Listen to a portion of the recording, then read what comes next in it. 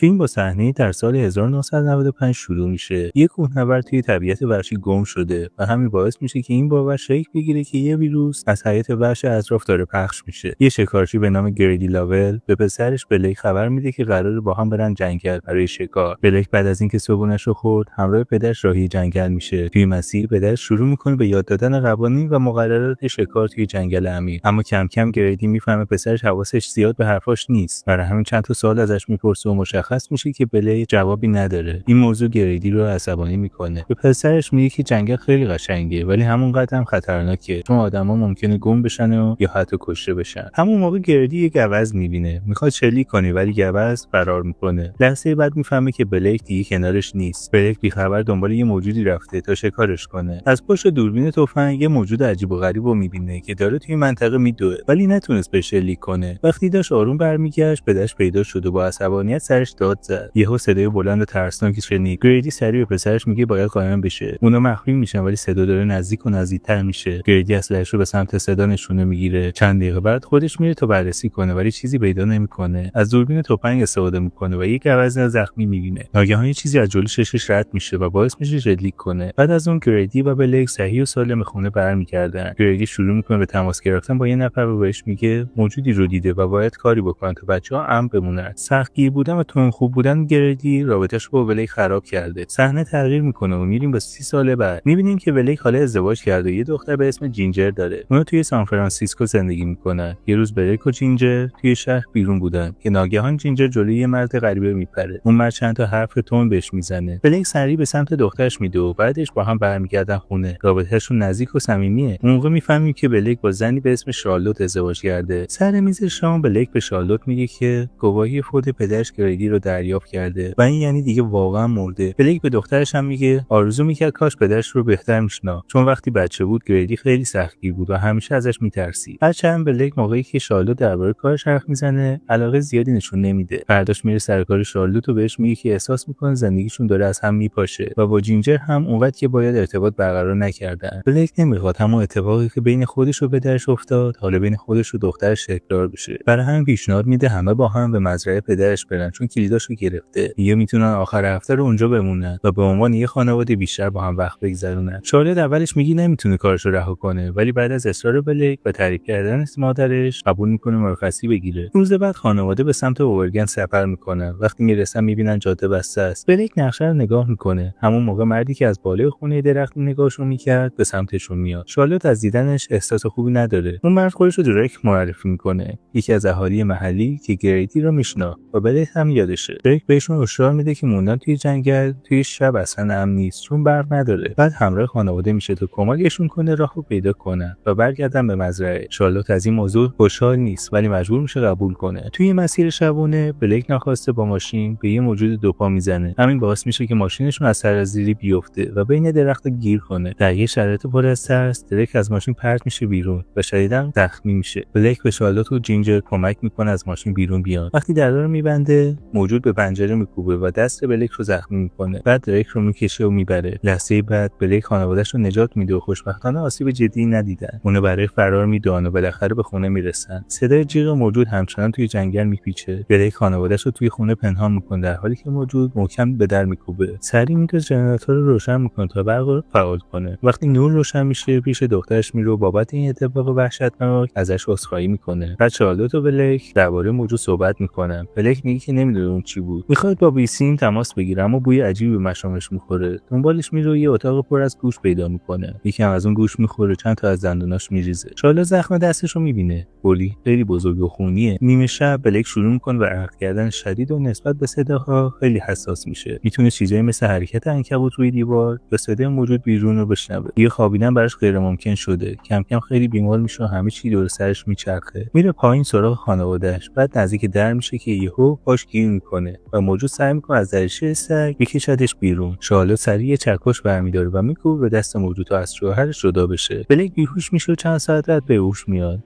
وقتی بیدار میشه دخترش رو میبینه که خوابیده و شارلوت داره با بیسیم تلاش میکنه کمک بگیره. اون باور داره که شوهرش توسط موجود آلوده شده. شارلوت سعی میکنه که مراقب بلیک باشه ولی اون دچار توهم دیداری شده و دیگه حرفای شارلوت و جینجر رو درست نمیفهمه. به سختی میتونه ارتباط برقرار کنه و فقط روی کاغذ مینویسه احساس میکنم دارم میمیرم. شارلوت بهش میگه که خیلی دوستش داره اما بلیک درست متوجه نمیشه. وقتی شارلوت میفهمه زخم دستش خوب نشده و بدتر هم شده، بلیک یهو وحشی میشه و مثل یه حیوان درنده شروع میکنه به لیس زدن و مکیدن زخم. شارلوت وحشت زده نگاه میکنه. بعد از این دیگه طاقت نمیاره. یه ماشین متروکه پیدا میکنه، بلیک و جینجر رو ماشین میذاره، باتری رو درست میکنه، روشنش میکنه. اما درست وقتی میخوان حرکت کنن، مرد گرگنمان ظاهر میشه و شیشه جلو رو خورد میکنه. خانواده مجبور میشن فرار کنن. اون موجود دنبالشون میکنه ولی اونا خودشون رو به سقف یک گلخونه میرسونن. مرد گرگنما شروع میکنه به خراب کردن گلخونه و نزدیک بود جینجر رو بگیره ولی بلیک حواسش رو پرت میکنه تا شارلوت و جینجر بتونن فرار کنن و به خونه برگردن. وقتی بلیک برمیگرده قیافش خیلی تغییر کرده. تقریبا همه ماش ریخته و بدنش خس در اومده. جینجر پیش پدرش میره و حرفای قشنگی بهش میزنه ولی اون دیگه هیچ متوجه نمیشه. ناگهان بلیک شروع میکنه به بالا آوردن و معلوم میشه داره انگشتای قطع شده مرد گرگنما رو بالا میاره. دخترش از وحشت خشکش میزنه. موجود دوباره به خونه حمله میکنه و بلیک وارد یه نبرد شدید میشه. بعد از دعوای طولانی شارلوت موجود رو با چاقو زخمی میکنه و همین فرصت رو به بلیک میده تا گلوی گرگنما رو پاره کنه و بخوره. بلیک متوجه خارکوبی رو دست گرگنما میشه و میفهمه اون کسی نیست جز پدرش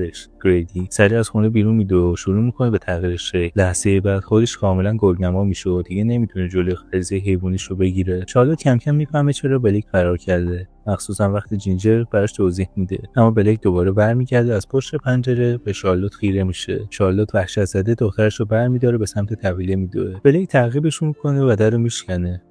با اینکه تاریکه با نوعی دید در شب میتونه شارلوت و جینجر رو پیدا کنه. همین که میخواد بهشون حمله کنه باش روی تله خرسی که شارلوت قبلا گذاشته بود گیر میکنه. این به شارلوت و جینجر فرصت میده فرار کنه ولی بلیک برای ادامه دادن تعقیب با دندون پاشو قطع کنه. تعقیب و گریز شدیدی شروع میشه. شارلوت و جینجر میرن بالای یه سکوی شکار. شارلوت یه تفنگ برمیداره. بلیک بالا میاد اما جینجر به مامانش میگه که پدر فقط میخواد این ماجرا تموم بشه. شارلوت نمیتونه شلیک کنه ولی وقتی بلیک به سمتشون میپره ماشه رو میکشه. کمی بعد شارلوت و جینجر پایین میادن کنار بلیک میشینه. اون توی سکوت میمیره. آخر فیلم شارلوت و جینجر کنار هم میسن و به دره نگاه میکنن. همون جایی که سالها پیش گریدی بلیک بچه رو برده بود.